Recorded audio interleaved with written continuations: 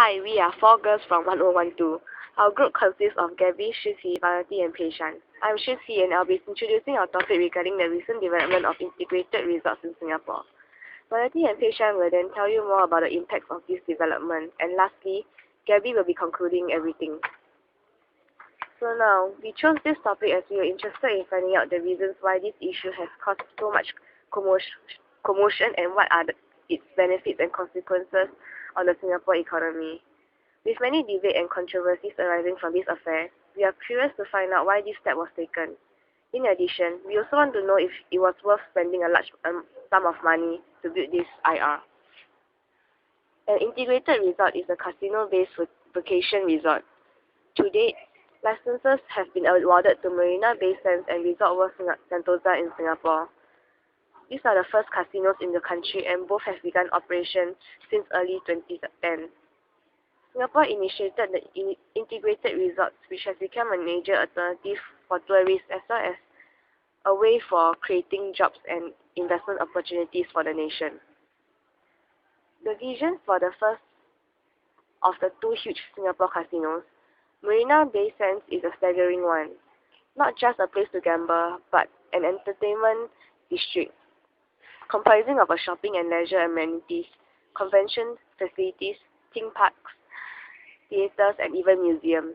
The integrated vision will cost more than $3 billion and is expected to create over 30,000 jobs.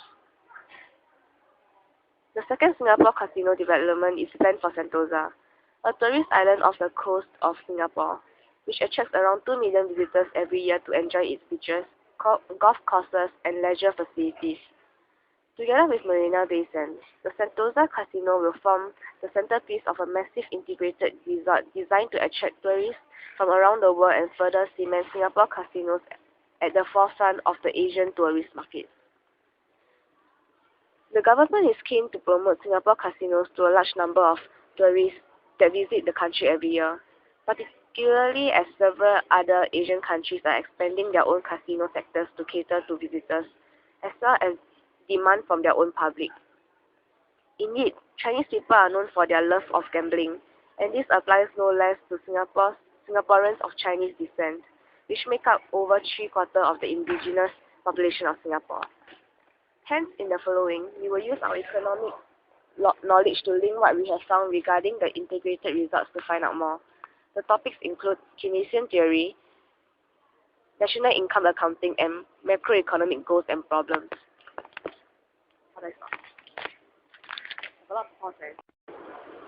I'll now elaborate more about the impacts that the opening of the IR has brought about to Singapore. Firstly, even before the opening of the IR, there were already effects on our economy. The construction industry was greatly involved, and a lot of workers were employed in building the IR. Most of the workers employed were local. Having more local workers employed, they will thus have higher earnings, and local construction firms will benefit as well. This will increase the gross domestic product of Singapore's economy. With more local workers employed, it also means that the unemployment rate in Singapore will fall. Hence, with this lower unemployment rate, the standards of living of Singapore can be said to have improved. This change that Singapore is going towards is the source of economic growth. With the introduction of IR, or simply termed casinos, one may wonder how it will impact the local economy and society. Looking at the current economic status, the IR should come in at a timely basis. The number of new job openings will definitely boost the local economy, as many retrenched staff will be able to find new job replacements. Therefore, after the construction of the IR, more job opportunities were created, thus increasing employment rates. IR tend to be labor-intensive, requiring large numbers of staff to service the various facilities and activities on offer to customers and guests. The casino in particular can be a major contributor to employment, with anywhere from 5 to 7 employees per table game. In Asia particularly, where table games are the most popular form of casino entertainment, Furthermore, with the two new IRs, more people will come to Singapore. Government revenue increases as these tourists are more likely to spend on things, contributing to the gross domestic product. This leads to an increase in actual economic growth. A sustained rate of economic growth is important, as it can raise the standard of living of the population. The most significant economic impact from the development of an IR is perhaps visitor impact.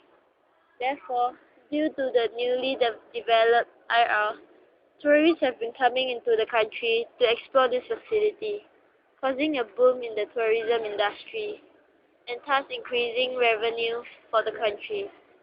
I'll now pass on to Vanity to talk to you more about the impact. Tourism receipts for January to September 2010 was estimated to reach 13.7 billion Sing dollars. This represents a 47% year-on-year growth due to high per capita spending, strong visitor arrivals, as well as the opening of the integrated resorts. When tourism revenue in Singapore increased, many citizens had a rise in income, thus giving them greater purchasing power and therefore the ability to consume more goods and services. A rise in national income over time indicates some economic growth and perhaps a higher standard of living. However, a higher national income does not necessarily mean a better standard of living of a country, as the standard of living refers to both the material and non-material aspects of life. Therefore, other indicators of welfare, such as the Measure of Welfare and Human Development Index, should be used to better reflect the standard of living of a country. Also, the integrated resorts earn revenue through people who gamble, as they do not win all the time. Thus, the integrated resorts will get the money and also through the tax that have been imposed of $100 daily or $2,000 annually on Singapore citizens and permanent residents who enter casinos.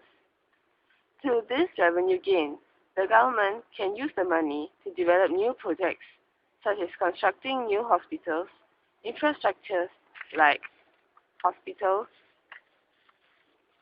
and transportation systems to accommodate the growing population as well as to meet the expectations of the people living in Singapore. This will thus increase aggregate demand. There are three different scenarios when the aggregate demand shifts. As shown in the first diagram, when aggregate demand increases at the Keynesian range, there would only be an increase in the real national income of Singapore from Y0 to Y1, while general price level of goods and services remains the same. In the next diagram, when aggregate demand increases at the intermediate range, there would be an increase in both the real national income of Singapore from Y0 to Y1 and the general price level of goods and services from P0 to P1. As shown in the last diagram, when aggregate demand continues to increase further and reaches the classical range, the real national income of Singapore remains the same, while the general price level of goods and services increases from P0 to P1 to P2. This is where the country has reached full employment. The sustained increase in general price level of goods and services, however, may lead to inflation, and this is not good for the Singapore economy. At the same time, it was also said that productivity would decrease because people spend more of their time in the casinos.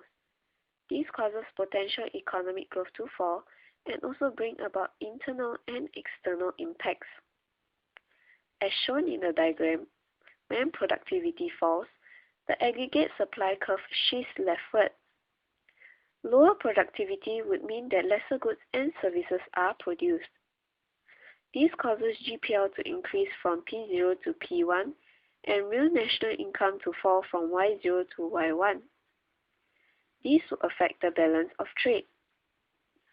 When there's an increase in GPL, domestic goods become more expensive and people tend to turn to foreign goods which are now cheaper substitutes. Thus, there will be an increase in imports as well as a fall in exports, giving rise to a trade deficit, assuming that the PED of X and M are more than 1.